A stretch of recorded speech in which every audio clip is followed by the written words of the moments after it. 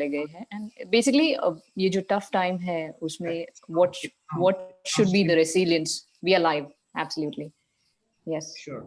Start. Yes.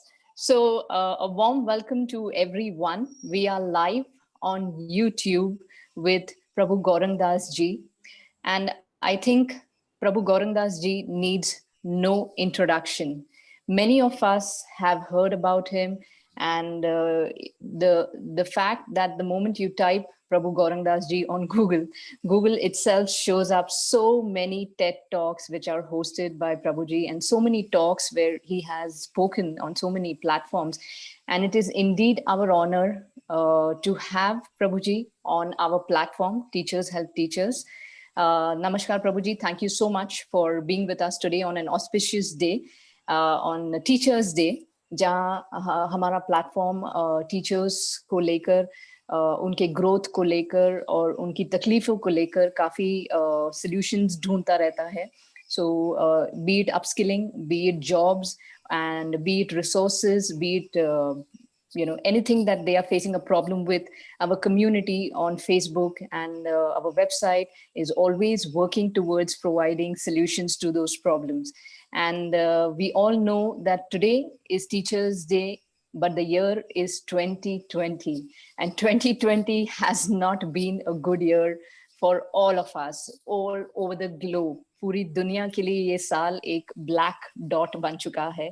And इस समय में हम क्या कर सकते हैं as educators? हमने काफी सारी न्यूज में देखा, काफी educators अपने नेटिव विलेज चले गए हैं, वो अपने दूसरे काम में जुट गए हैं क्योंकि स्कूल बंद हो गए हैं. Parents are not able to pay the fees, teachers are not receiving salaries, schools are in a troublesome situation.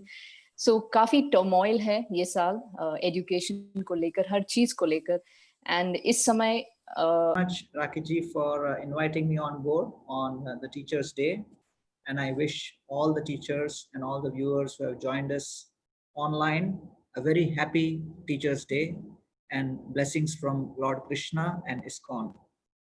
So I'll begin by first giving a suggestion on an overall idea on how to maintain one's sanity when the circumstances are filled with insanity. And that is basically adjusting the lenses. So when you have, a binocular, a telescope, you have various lenses available for you. So if you take a rose as an example, the rose looks beautiful when you are looking at it with the naked eyes. But the same rose, if you look at it with a microscope, will look pretty ghastly, will look pretty horrendous. So one of the most important skills which traditional Indian education has always taught the students from thousands of years is the ability to choose the right lenses for the right situation, so that you are able to see the particular situation either 6x6 vision or magnified, or take a step back and see from the helicopter vision. Because sometimes, things may not be as bad as we imagine if we simply take a step back. And therefore, it is very important for us to be able to choose the right lenses to see a certain situation.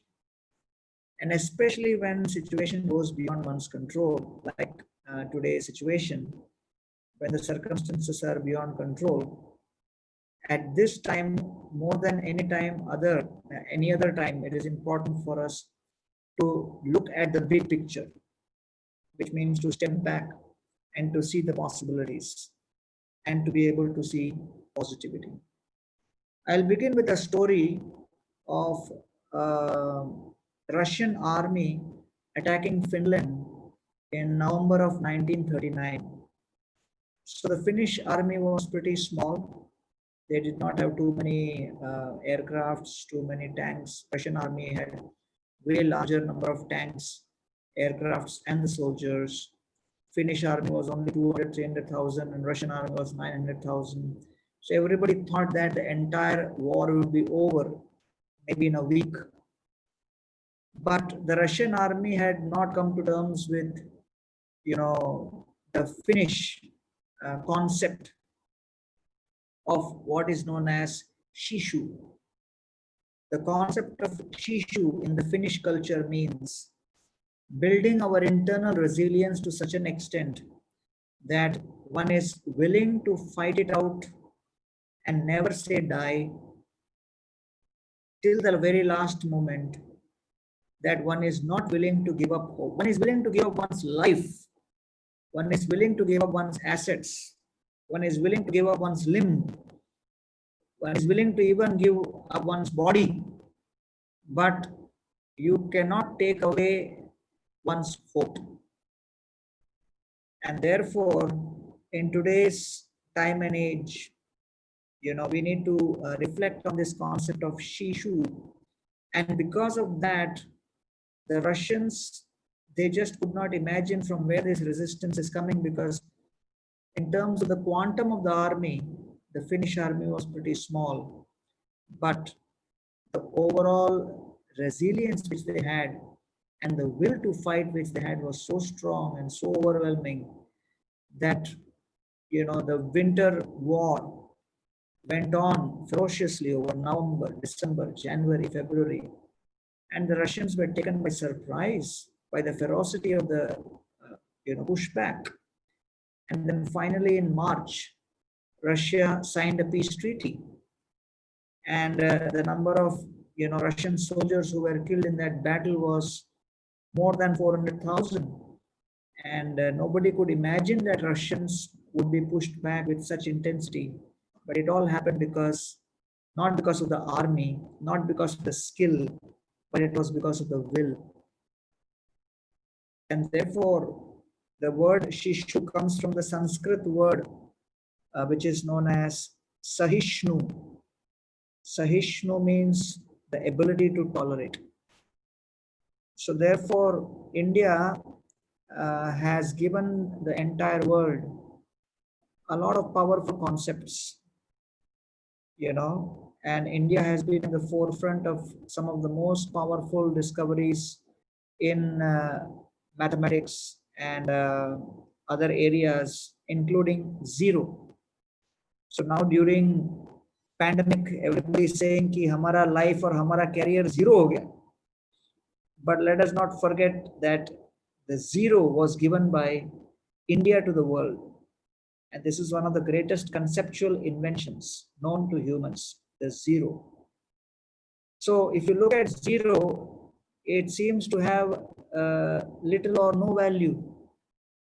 But when placed behind another integer, as all of you teachers know, then the same zero can create unlimited value.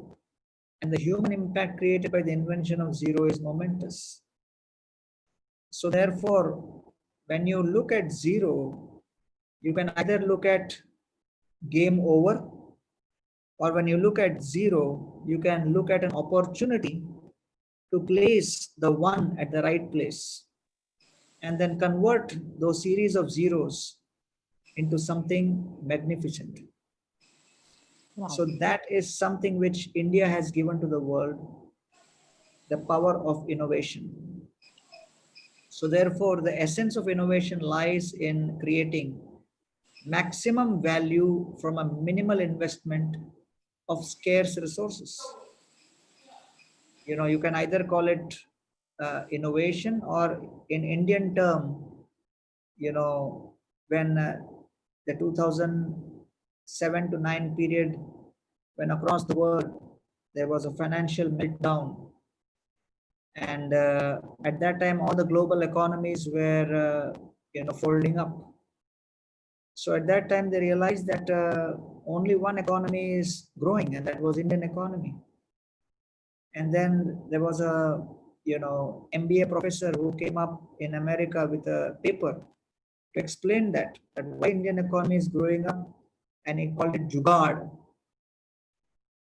And Jugaad is another way of defining our innovation, which is done in a sustainable manner. And therefore, we have the ability and the capacity to create maximum value from minimal investment of scarce resources. And there is a combination of volatile and complex factors. Yeah. So as you rightly pointed out, ये जो concept है zero, we feel that we have suddenly come to zero where we have to actually start again, which actually can be looked upon as an opportunity for innovation and also an opportunity for growth. And that is something I think the entire teaching community has beautifully adopted well to this situation, adapted well to this situation, and also adapted the technology skills which we always resisted. जहाँ पे भी हमें resistance था कि नहीं मुझे computer use नहीं करना है, मुझे ऑनलाइन नहीं जाना है, वो सारी मुश्किलें आई थिंक ये पैंडेमिक की वजह से हमने पार कर ली, और काफी सारी चीजें भी हमने सीख ली, रादर इस पैंडेमिक ने हमें सिखाई है, स्पेशली रेसिलियंस को लेकर, और also to look at the positive aspect, the kind of outlook that we need to have. So हमने एक वीडियो बनाया टीचर्स का, और हमने टीचर्स को पूछा कि आपके एक्सपीरियंस कैसे थे ये पैंडेमिक में, how did you actually go about teaching or transiting from offline to online, share your experience. So most of them have shared that they were able to do it because of their willpower. They were able to do it because they were looked upon as a ray of hope, as a role model. So that's why they had to stand up to the situation, and they were able to transit from offline to online beautifully because they had decided that they have to do it, and there is no choice.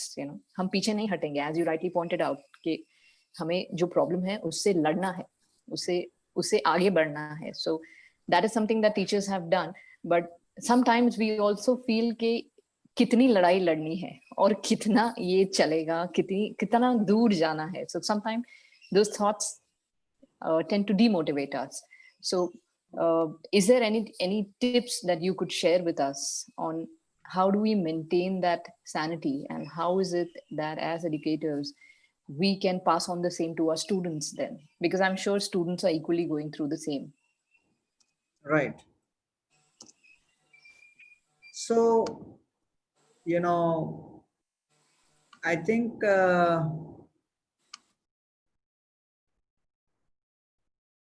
circumstances is the mother of innovation. And, we have various volatile complex factors. We have, accelerated depletion of the world's natural resources happening. Expectations from the student community is growing. Income gaps are increasing in the society. And there is an urgency to raise the living standards of millions of poor and deprived communities across the planet. And therefore, right now, I think we need to look more at rapid inclusive innovation. As far as the students are concerned, the biggest challenge India is facing, that out of the 27 crore students who are in the K to 12 system, or 270 million in the 15 lakh schools across India, I would say that only 12% of those from the 1st to 12th standard go into the graduate programs. So this is a very, very shocking figure. And, overall, we need to work on that also as a country. And therefore, the 12th standard in India is known as the educational line of control, because only 12% manage to proceed ahead to college and 88% drop out. And this is in regular times when there was no pandemic. This is pre-pandemic statistics. Now, with the pandemic and the kind of attendant problems it is bringing in, my biggest worry right now is the number of dropouts, and especially in the not so privileged situations, the villages, 650,000 villages in India, and already the existing standard of schools is pretty poor, and the conviction about school education is not so strong. So therefore, scalable innovation is very much required for overcoming our social and economic challenges very urgently. That, the road to progress in future is very much dependent on how we can unlock the creative potential of the millions of the students, because all of the student population in India, and you must be aware that India is having the largest youth population in the whole world.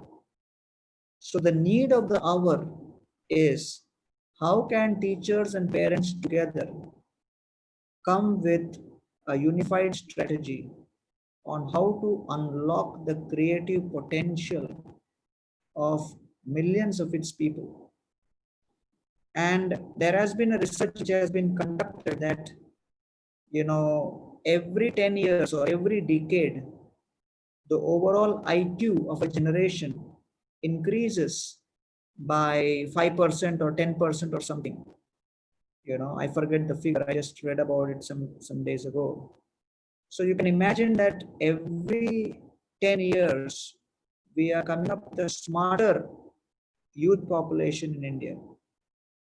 And therefore, innovative education is that which will help to foster a creative mindset from an early age. And this creative mindset can actually transform societies from low to high productivity, from poverty to prosperity. And right now, the internet generation has made most people as consumers of ideas. But we should create our students to become producers of idea. And therefore, they say that child is the father of man, because we learn so many things from them.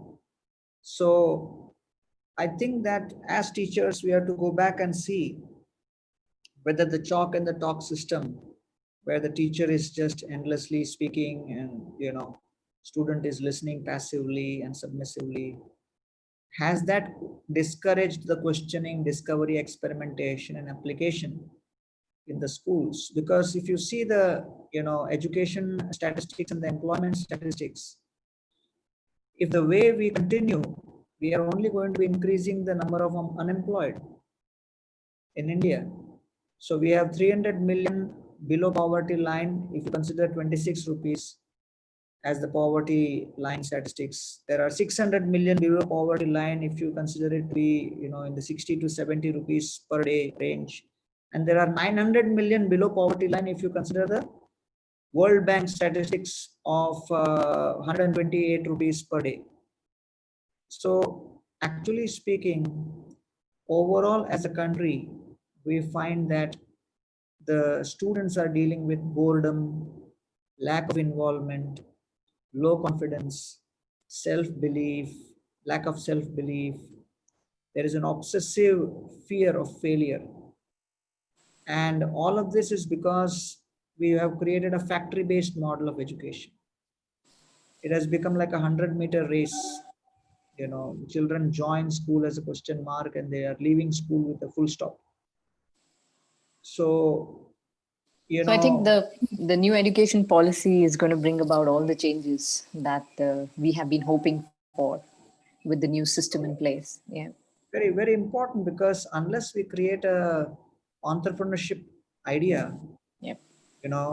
because what happens is when such children with not much focus on creativity enter into the workforce, then there is a workforce which India gets, which is without any proper desire and energy to create, invent, innovate. And therefore, I would say that this pandemic, by creating a full stop on existing paradigms, is actually a boon in one sense in the field of sparking innovative thinking, innovative ideas. So therefore, I look at it from that perspective, that many years of uncreative education or नहीं, copy. आपकी आवाज नहीं आ रही है. We are not able to hear you. Can you hear me now?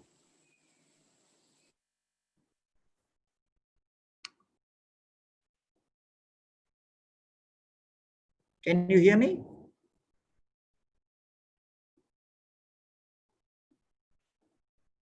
Can you hear me now, madam? You're mute, madam. You're on mute. Yeah, is it okay now? Yes, I can hear you now. And Yeah. I think मेरे तरफ से ही problem है थोड़ा. Yes. Yeah.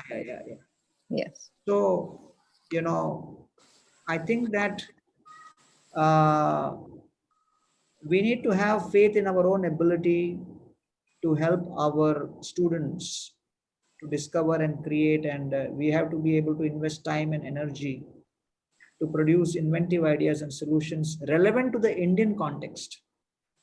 So, we have to also encourage our students to develop passion-based creativity. And now that, Yeah.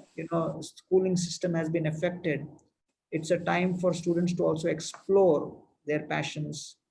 And just because you want to make money, then you go through something, but rather than make money paradigm, the the teachers should inspire the students to have a willingness to solve a significant problem the world is facing. Right. So how can teachers actually inspire? Because we all keep hearing that teachers should inspire. So is there like a magic formula that we should do and we will be able to inspire? Well, I think the first thing which the teachers can do is, number one, inspire questioning, to engage a Art of child from questioning, just saying yes to, you have thinking. to teach the teacher to ask, you have to train the students to ask why, you know. The art of questioning. Yeah. Yes, they must be encouraged to be curious and ask innumerable questions, and why not, So you can recognize the talent in a child not just based on the answers he writes in the exams, but also for True. the quality of questions which that child can ask. So questioning is a very important element, because a child may look at a certain problem in a certain innovative way, and for that he needs to ask questions. Yeah. So second is observation, that you have to teach the children Observation. not just to look and involve in rote learning, but also observe, because key in observation has been the fundamental foundation for all the greatest breakthroughs. And therefore the children must be taught and encouraged to observe, to look beyond what is obvious. Third is, you have to shift maybe from a passive learning to hands-on experiential learning and exploration. So the teachers must facilitate that, because sometimes if the teachers are only in the mood that, okay, ये बेटा आपका syllabus है, इतना पढ़ लो, इतना लिख दो, बस हो गया, इससे ज्यादा ज्यादा दिमाग मत लगाओ, आप अपना भी दिमाग मत लगाओ और हमारे दिमाग को भी गर्म मत करो. So this would require, engaging the children's senses, to touch, to feel, smell, sound, and these are very effective to help him to grasp, explain, because it is said that you only remember 10% of what you read, but you remember 80% of what you actually What to experience do? and share. And then the fourth element could be from shifting from a textbook bound kind of thing to a hands-on, like helping the children make model making workshops, Project-based audiovisual, learning. Yeah. yeah, project-based learning, role playing, exploring the world, and then shifting the child from entering into the education system from fear. Like, this is the golden opportunity where practically the whole world is in fear.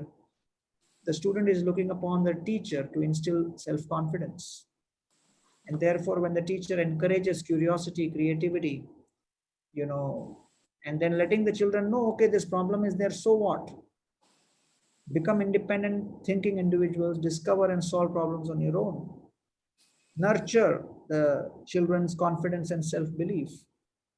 And one area which has really worked, which is peer-to-peer teaching. And therefore, it takes the load off the teacher and also helps the student come up with doubts and questions which he may consider asking the teacher to be like, stupid. How can I ask such a question to the teacher? But when you bring in a peer-to-peer kind of an experience, then students are more open to share things with others. So therefore, uh, I think it's important for us to understand various paradigms which we can bring in into our education system. And I think our traditional Gurukul based system was quite very much based on that.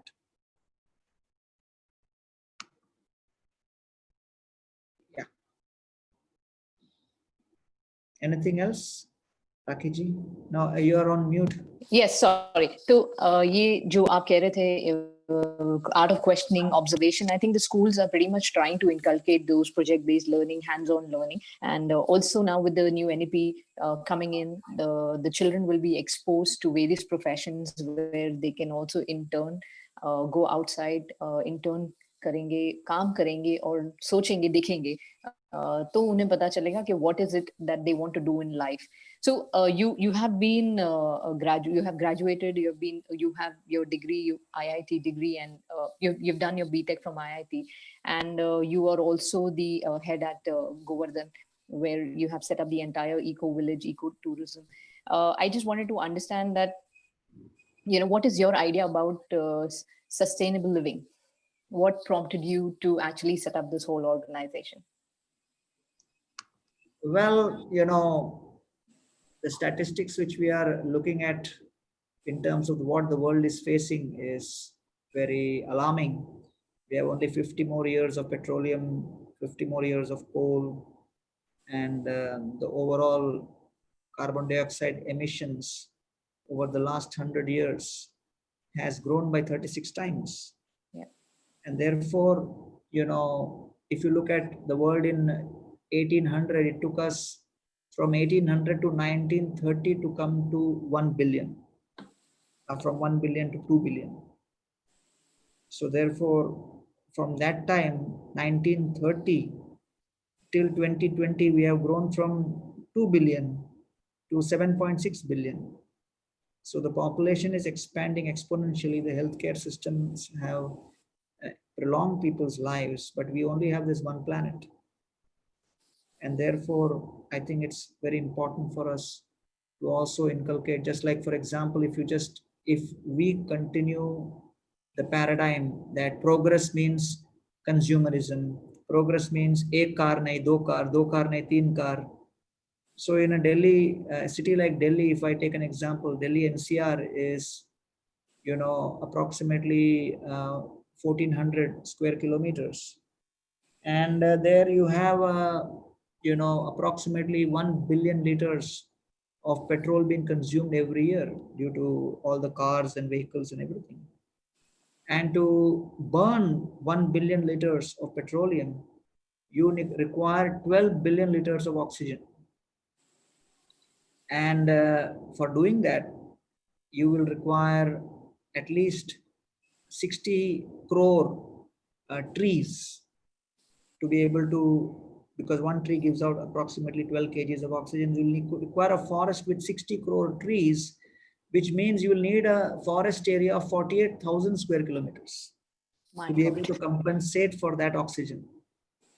Whereas Delhi is only 1400 square kilometers. So you can imagine what a gas chamber we have created in the form of our capital. And so, I mean, this is just one example that attitudes, paradigms, priorities, choices, our social structures, there needs to be a 180-degree shift in various elements of our life. Otherwise, every generation will continue this paradigm and we won't just have any earth, anything. So therefore, the Bhagavad Gita speaks about transformation. And therefore, we thought that we who are the practitioners and the teachers of Bhagavad Gita would want to show what Bhagavad Gita in action would practice look like. By doing, absolutely. Yep. So that's how we decided that we will set up the Govardhan Ecovillage, which is based on the principles of 4 types of harmony. harmony with the divine, harmony with the self, harmony with nature, and harmony with community around.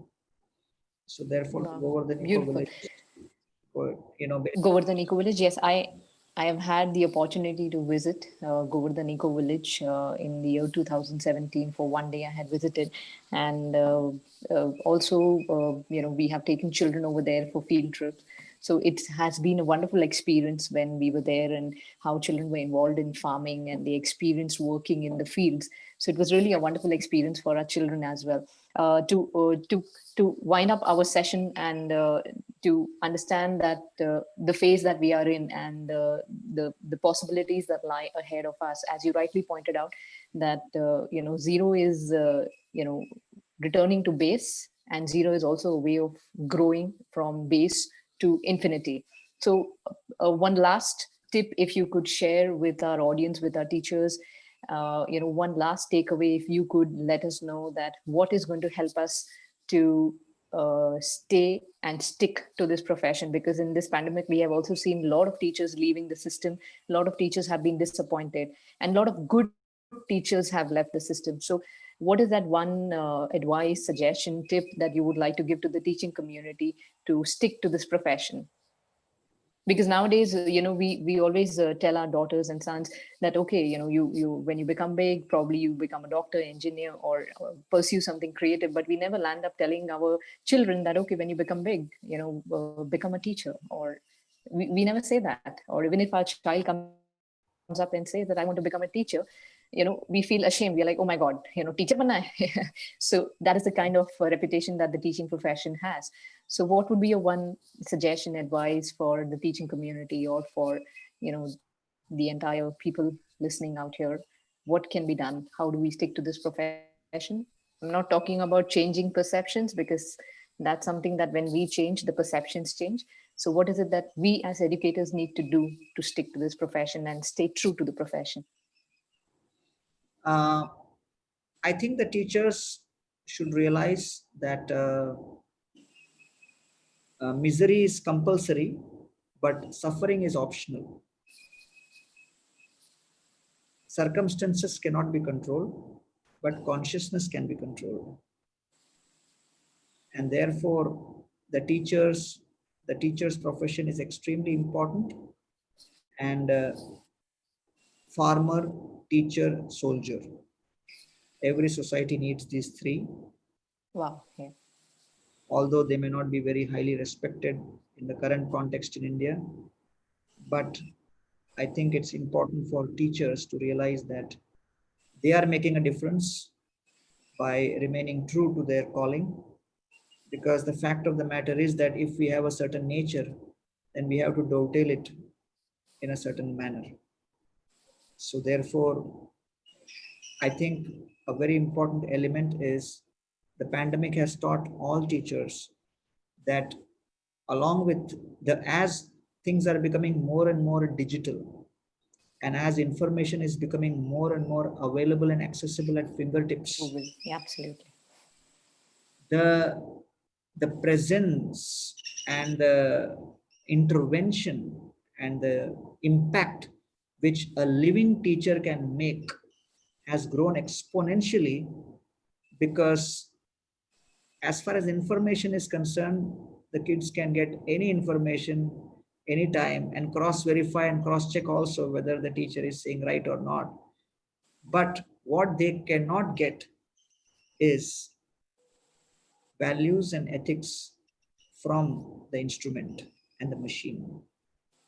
And therefore, the teachers should stand for values, for ethics, for character, and foster within the students not just some transmission of information, but transformation of character, so that the students not just learn lessons in the syllabus, but they learn lessons so that they can solve any problem which life throws at them in future, and they are willing to deal with it with fortitude, with resilience, with hope.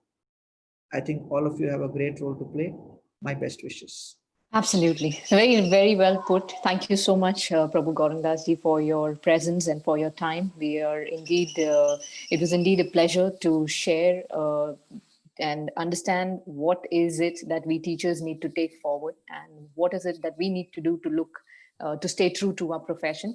And I hope that all the teachers who are listening to this video, maybe not today, maybe tomorrow or later, are able to get that one tip where they need, all that they need to do is stay true to themselves and their professions, and the rest will be taken care. So thank you so much, Prabhuji, for joining us. Thank you. Thank you And so much.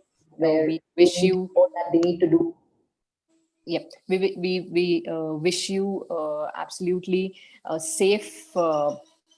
It's become the norm now. When before, when we would talk to people on the phone, we would say, "Okay, see you," but now it is "Okay, be safe." So I hope you're safe too, and thank you Yes. for gracing our occasion on Teachers' Day. Yeah, Thank you so much. Hare thank Krishna. you. Yeah.